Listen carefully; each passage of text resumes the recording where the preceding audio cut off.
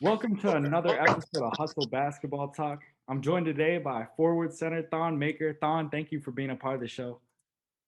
Appreciate it, Andrew, my guy. Thank you for having me, bro. Yeah, of course, man. So to start off, being born in South Sudan and then moving to Australia at a young age, what was it like moving to a whole nother continent? And also, what age did you fall in love with basketball and start playing? Um, yeah, moving from South Sudan was it was very different. At the time, like I didn't even speak English, so I was learning my alphabets and trying to really understand, what was going on. I didn't know what was going on. Yeah. I was very young. Like we that was my first time ever on a plane, Mhm. and my first time ever seeing certain food, certain meals. Uh, Really first time like seeing like different TV channels and and all that Yeah. stuff on a flight. So it was very different, but I really enjoyed it, because I had my family there and my siblings. So it was fun. Like we all were learning together, going through the experience together. And then at that age, I was really playing soccer at the time. So I didn't really know much about basketball. And then, fell in love with basketball probably 2008, 2009, around there.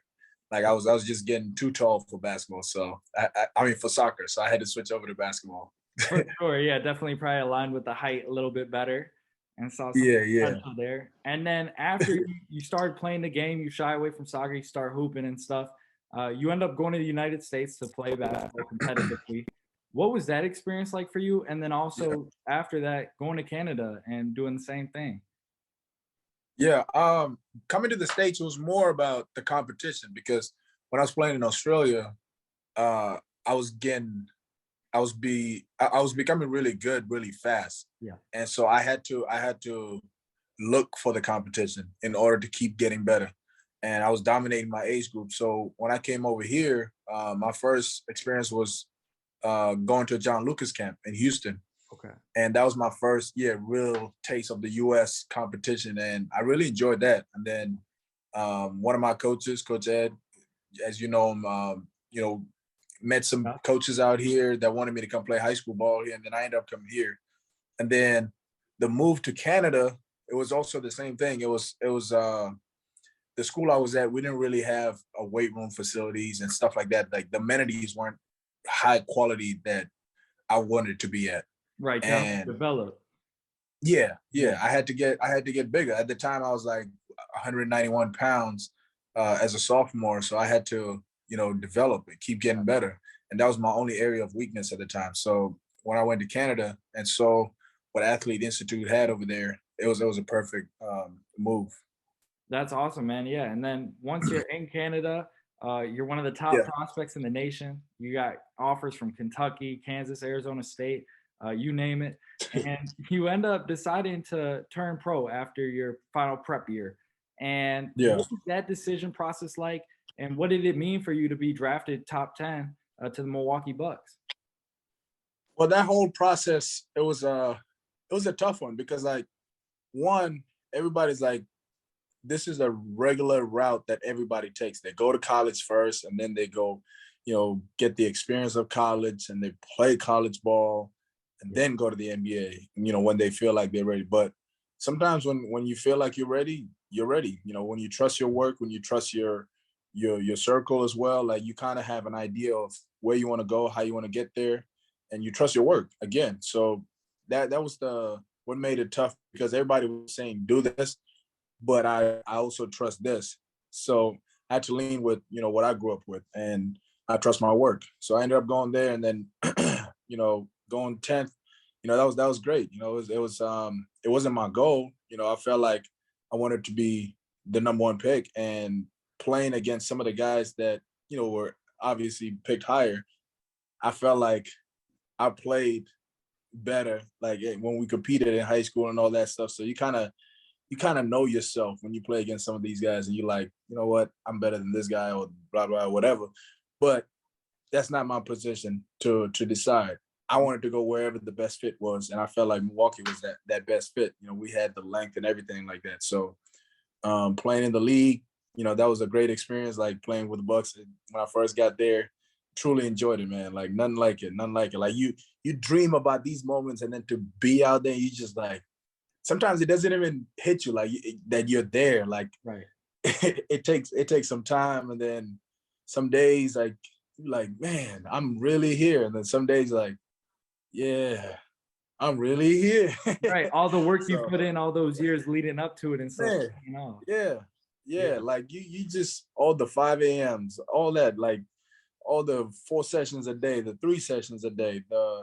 the nonstop extra one-on-ones, the nonstop extra games that when coach wants to stop practice, you want to keep going because you feel like there's another level you can reach. Right. You want to bring some more fire. Like all that stuff just adds up, and then all of a sudden you make it to exactly where you want to be. It's just different, bro. It's different. After a few seasons in Milwaukee, though, and you got to show Yeah, in spurts what you could do, but you never really had that full opportunity to really kind of do everything and show yeah, everything you have in your repertoire.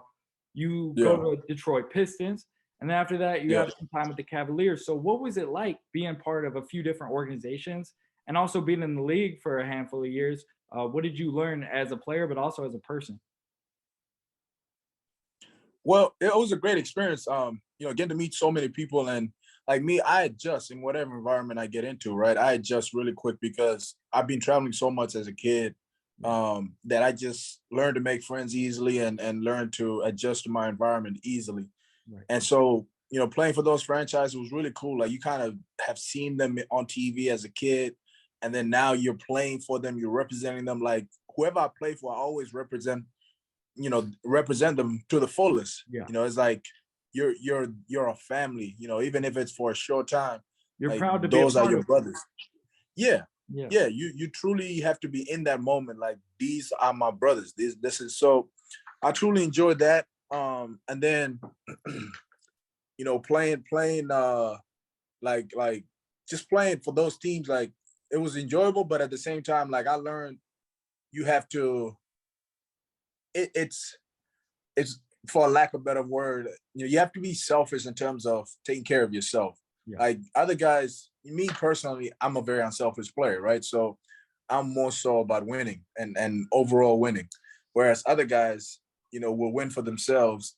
And then, if we win as a team, cool. If we don't win as a team, cool. They won regardless. Right. So At least I got that's mine. yeah, Yeah. exactly. So I learned that, but I can't change who I am. Like I grew up, playing international basketball where you got to move the ball, where you got to, if somebody's doubling, then somebody's open somewhere. If like it was more so positionless basketball, just enjoying the game. Like that made the game fun. It's the same thing in soccer. You can't do it on your own type thing.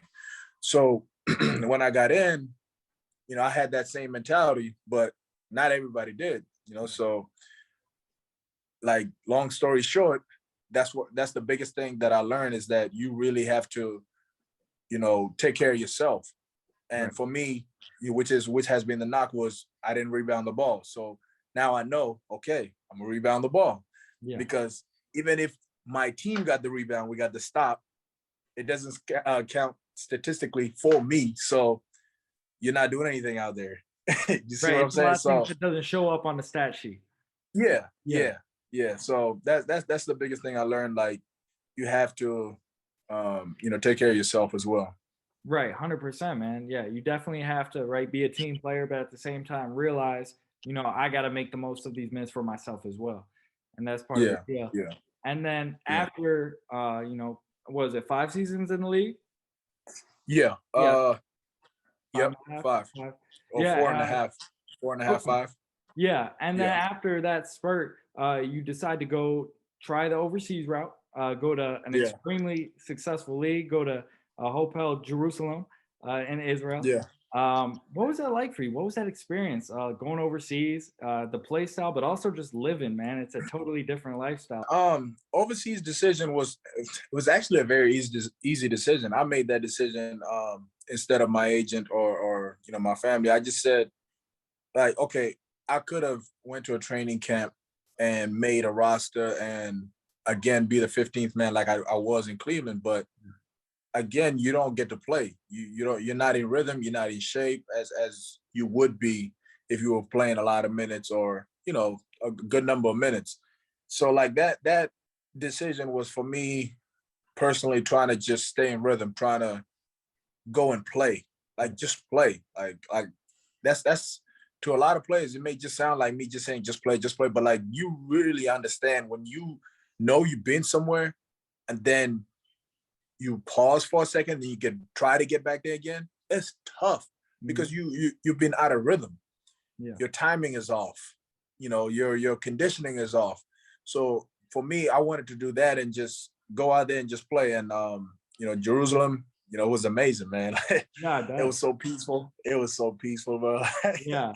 I really enjoyed it, man. Israel was different. Like it surprised me a lot, but Yeah. a lot of great people I met out there. Like they showed so much love when we were out there, man. It was nice. Oh, I bet they love basketball out there. They love basketball everywhere, but Israel, Yeah, a great fan base, man. It is it's awesome. different. It's different, bro. Yeah. And like the mixture of the soccer like energy Yep. in the stadium, like Hapoel Jerusalem was great, man. Like we had the best arena, and like it was different. I can't describe. I love that, like because that brings the energy out of you. Right. You got the fans like so into it. It's different compared to like playing in the league, playing for a team that's established in the league who has won multiple rings. Those teams, like their fan bases become dull. You know, they just show up and then just to watch the game and then go home. It's like a You want social the event fans, almost. yeah, like you want them to be in it. Like this is take pride. Like this is us. Like this is our team right here. Like Yeah. you know, like we bleed, you know, sweat, all that stuff. We leave it all on the floor for you guys. So like I love when the fans like reverse that energy and bring it back to you. And so overseas kind of provided that. That's awesome, man. That's a great experience to have, and just really cool to Yeah, have on your resume as a person and as a player, man. That's awesome. And then, yeah, as you're making your NBA comeback now, you spent the end of last season in the G League with the Long Island Nets. What yeah. was that experience like for you? First time being in the G, and also your time with the Nets organization. Ah man, again, learning that rhythm is so important, staying in shape and staying in rhythm is so important and for your timing and everything. I I learned in the G this year that I should have done so when my rookie year, when I first got in the league, I wasn't playing that much with the Yeah, Bucks. If you look back, like the first maybe 35, 40 games, I didn't even touch the floor. It was only on blowout games I was yeah, on the floor. So I felt like if I had stayed, uh, maybe taking some days or some weeks to play in the G just to, you know, get your keep reps under you. Yeah, yeah, keep yeah, getting reps up, getting shots up, getting keep your timing high and everything mhm, like that on point, sharp. Those are the biggest things I've taken away from the G this year. Like it was really good for me to get back there and really just play. Like I got, you know, an opportunity to really like push myself days like where I had games that I was playing bad or whatever. The coaching staff and the players, everybody was like, "Man, just play, like just go, yeah, go. We don't care, shoot it, miss it, we just go." So I yeah, was like, I missed this, bro. So that was so much different. And then there's games where I was hot, and they're yeah. like, "Shoot this, shoot." I'm trying to play the right way. They say, "Shoot it, shoot Just keep it." So going, huh? yeah, like that was really cool, man. I truly enjoyed that and appreciate that from the Long Island Nets squad, the coaching staff, the front office. I really appreciate them for that, bro. For real. That's awesome, man. And that brings the fun and the enjoyment just right back into the game, So Yeah, yeah, yeah, like that. Like we went on a winning streak. We went on not 8 or 9 games, I think it was, just because we just like we were having fun. We didn't care who shot the ball. Like we yeah, just enjoyed the game. Like we just stick to the routine, and they have a formula that works in terms of their development. So yeah. everybody was truly having fun. That's awesome, man. That's great. And then as far as next season, this upcoming season, wherever Yeah, you are playing, what can we expect to see from you now that you've had, the overseas experience, the G League experience, and now you're fully healthy? What can we expect to see yeah. from you? Uh, I know. Well, next week I fly back home to Australia. It's been a minute since I've done that, That's awesome. Yeah. and yeah. So I'm gonna play with the national team for the World Cup qualifiers. So we're gonna play in Melbourne for 3 games there, and then the Asia Cup will be in Indonesia. So Okay. I'm looking forward to that first, For and sure. then we'll see what happens after that. So I'm not really worried about where I'm gonna be next year. I Right. leave that to my agent. It's Yeah. just right now I'm focused on like staying in the moment, developing, keep getting better. These runs are like my day-to-day attack modes that I'm trying to, have my minds in. Some pickups here. So like I'm truly trying to stay locked in, like That's good, fully. man. Yeah, Yeah, bro. Like I'm not thinking about, who I'm gonna play with, where I'm gonna play, because I can play anywhere really. So for sure. so I'm cool with that. I'm just focused on trying to get better. Playing overseas in Australia with the national team is my biggest priority right now, bro. For Dude, real. yeah, no, that's awesome, man. Staying locked in and also just being present and enjoying the moment. And Yeah, going home to see your family too. That's gonna be pretty fun, I yeah. think. So I can't wait. oh yeah, I bet, man. I bet. And so, transitioning to off the court, who is Thon Maker outside of basketball? What are your interests? Man, my interests. I mean, I spend a lot of time with my family. That's the first thing, the most important one. You got to cherish that. So, time with family is the biggest thing for me, and then just spending time with my close ones, like people from my agency. That's why I'm here in Arizona. I live in Cali, but I'm here in Arizona with them because we're getting better. My Right, AAU program, the guys are over here as well, so I love spending time with them and trying to help them get better as well, achieve their dreams. There's some kids you know, that are trying to make it as well that we flew in. right. And when they see me working, they get motivated and work even harder as well. So that's kind of, I guess that's who I am. That's who I am first before as a basketball player, and then try to be professional. Always carry yourself. Be humble, but at the same time carry yourself with your shoulders up, Right. and yeah, know who you are. Understand where you're going. That's I awesome. understand who I am. Hey, and that's key to being successful, not only in sports, but just in life in general, man. You got to know who you are. Yeah, And then yeah. that brings me to my last question, man. What's your why? What's your purpose every single day to be the best person you could be on and off the court? My family. Yeah. Again, my family is my biggest why. Like we've been spread out for years. I haven't seen my dad since 2010, bro. Like Wow. that's 2010? since 2010. That was Wow. the last time I was in Africa. So Yeah. part of my family I haven't seen. We we haven't met some of my siblings that was born while I was gone. I haven't met only on FaceTime or whatever. But that's my why. Like my why is to make it and be successful, fully successful to a point where I can bring us all together, unite us together one day, somewhere. So that's my biggest goal. Like it's tough. It's tough. Like I haven't seen my family in Australia since 2018 or the last time I Pre-COVID. played for Australia. Yeah, Yeah. the last time I played for Australia for the World Cup qualifiers.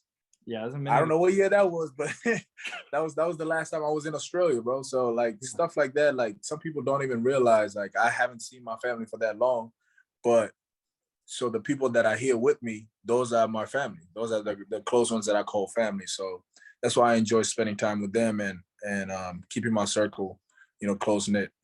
That's awesome, man. That's great. And that's a great why right there. At the end of the day, family is everything. And those, who you keep close to you, right? As you said, are family, right? That's your support Their system family. every day that Yeah, keep you yeah. going and stuff.